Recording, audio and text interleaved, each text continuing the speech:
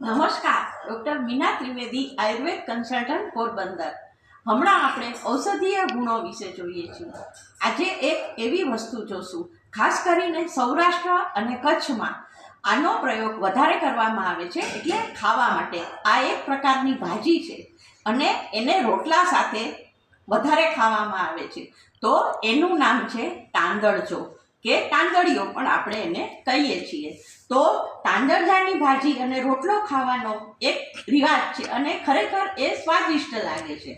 તો હવે એના ઔષધીય ગુણ શું છે એ આપણે જોઈએ। તો ખાસ કરીને આ ભાજી છે એ ઠંડી છે, પિત્ત અને રક્તના કોઈ પણ વિકાર હોય તો એની અંદર ફાયદાકારક છે।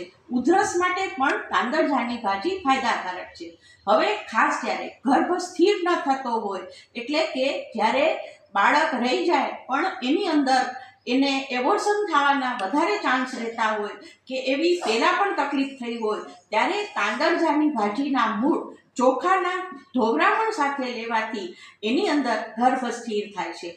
અને વધારામાં જે પ્રેગ્નન્ટ વુમન હોય કે આફ્ટર ડિલિવરી વચ્ચે બ્લીડિંગ થાય ને ડિલિવરી પછી એ જ્યારે વધારે બ્લીડિંગ થાય ત્યારે પણ તાંદળજાની ભાજીના મૂળ ચોખાના ધોવરામણ સાથે લેવાથી એની અંદર તાત્કાલિક ફાયદો થાય છે। હવે અત્યારનો મુખ્ય પ્રોબ્લેમ વાળ ખરી જવા। વાળ ખરી જવા એ અત્યારનો પોલ્યુશનના કારણે, પાણીના કારણે, બધાના કારણે મોટો પ્રોબ્લેમ છે। તો એની અંદર પણ તાંદળજાની ભાજી છે એ ખાવાથી એની અંદર ફાયદો થાય છે અને વાળ ખરતા બંધ થાય છે અને નવા વાળ પણ ઉગે છે। હવે ખાસ કરીને આપણે ગમે ત્યારે દાઝી જઈએ તો આપણને બીક લાગી જાય છે કે આ દાઝી ગયા, તો એની અંદર તાત્કાલિક તાંદળજાની ભાજી છે એને વાટી અને એનો રસ ચોપડી દેવાથી ફોડલા થતા નથી અને રૂજ પણ જલ્દી આવે છે।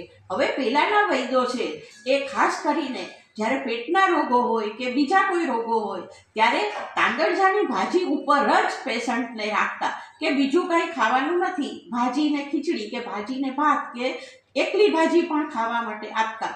તો ખાસ કરીને પેટના રોગની અંદર કદાચ અત્યારે આપણે આજના જે પરિસ્થિતિ છે એમાં એકલી ભાજી ના ખાઈ શકીએ તો આપણે એનો ભાજીનો બીજી કોઈ પણ પ્રકારે ઉપયોગ કરી દાળ ભાત ને ભાજીનું શાક કે ખીચડીને શાક એ રીતે આપણે ઉપયોગ કરી અને આપણે પેટના રોગમાં પણ એનાથી ફાયદો થાય છે।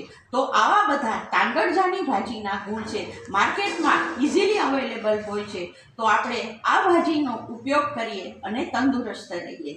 વધારે બીજા વિડીયો માટે મારા વિડીયોને સબસ્ક્રાઈબ કરો, લાઈક કરો અને શેર કરો। તમને